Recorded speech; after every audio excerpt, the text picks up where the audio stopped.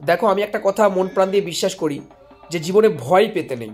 আর এই কথাটা আমি আরও ভালো শিখেছি আমার বন্ধুর কাছ থেকে। কারণ সেদিনকে আমি আমার বন্ধুকে ওর বাড়িতে ডাকতে গেছিলাম, টানা 2 মিনিট ডাকার পর তারপর বুক ফুলিয়ে বেরিয়ে এলো বউকে না বলে। আমি জিজ্ঞাসা করলাম যে তুই কি হলো, তুই বউকে না বলে একা বেরিয়ে এলি? বললো 2 মিনিট পাই ধরেছিলাম যে বেরোবো কিনা। দেখো, এটা ভয় নয়, এটা একটা দায়িত্ব যে বউকে বলে যাওয়া। এমনকি যেই তুমি মরেও যাবে, মরে যাওয়ার আগেও তোমাকে বউকে বলে যেতে হবে। কারণ মরে যাওয়ার পর দেখবে বউ হয়তো রাগে তোমার কাজই করলো না, শান্তি করলো না। এরপর ধরো তোমার বউয়ের সঙ্গে তোমার ঝগড়া হয়েছে, তুমি মাথা নিচু করে দাঁড়িয়ে আছো এবং ভাবছো যে আগে পায়ে ধরবো না সব দোষ আগে নিজের ঘাড়ে নিয়ে নেবো। এটাকে বলে ভদ্রতা। এটা কিন্তু ভয় নয়। এটা যদি ভয় হতো তাহলে তুমি স্ট্রেট পায়ে পড়ে যেতে, তুমি তো সেটা করোনি। সুতরাং এটা ভয় নয়, এটা ভদ্রতা।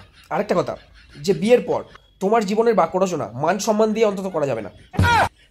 অন্য কোনো ভাষা দিয়ে করা যেতে পারে, মান সম্মান দিয়ে করা যাবে না। কারণ মান সম্মান দিয়ে করতে গেলে তোমাকে আবার 7 বার জন্ম নিয়ে তোমার মান সম্মানটাকে আগে আবার অর্জন করতে হবে, তারপর সেটা একদিন আবার নষ্ট করতে হবে। আর তুমি যদি ভাবো তোমার বউয়ের কোনো কথায় লজিক নেই, তাহলে তুমি ভুল। আসলে লজিক আছে, শুধু লজিকের প্রাণ মারা গেছে।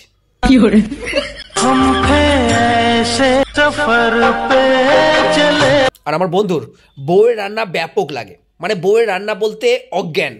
একবার তো না খেয়েও অজ্ঞান হয়ে গেছিল। তো যাই হোক, দুজনের নিয়ম করে প্রতিদিন একসাথে খেতে বসবে, আর প্রতিদিন বউয়ের খাওয়া হয়ে যাবে, তারপর ও উঠবে। এটা ওর বউয়ের প্রতি একটা শ্রদ্ধাঞ্জলি। এর কাছে এসব কোমরে ব্যথা, পায়ে ব্যথা এসবের কিছু ম্যাটার করে না, ভালোবাসাটাই সব। তাই ভালোবাসা দিয়ে কোমরে ব্যথা নিয়ে বাসনপত্রগুলো রেখে আসতে হয় বেশি অবধি, না হলে আবার কোমরে ব্যথাটা বেড়ে যেতে পারে। আর আমার বন্ধু প্রত্যেক সপ্তাহে 2000 টাকা করে মুদিখানার বাজার করে, সব আনে, শুধু বউ যেটা আনতে বলেছে সেটা আনতেই ভুলে যায়। আর এই সমস্যার গোপন রহস্য উদ্ঘাটন আজ পর্যন্ত কোনো স্বামী করতে পারিনি। তাই জন্য আমার বন্ধু ইডি সিবিআইকে খবর দেবে ভাবছে যে সব মাল আনা সত্ত্বেও কীভাবে প্রতিদিন একটা করে মাল লাগে। আর আমার বন্ধুর একটা জিনিস খুব ভালো, আমার বন্ধু প্রচণ্ড কনফিডেন্ট। বউয়ের সামনে এখনো পর্যন্ত বুক ফুলিয়ে প্রতিদিন রাত্রিরে বলে, আমি ভুল করেছি, সব ভুল আমার।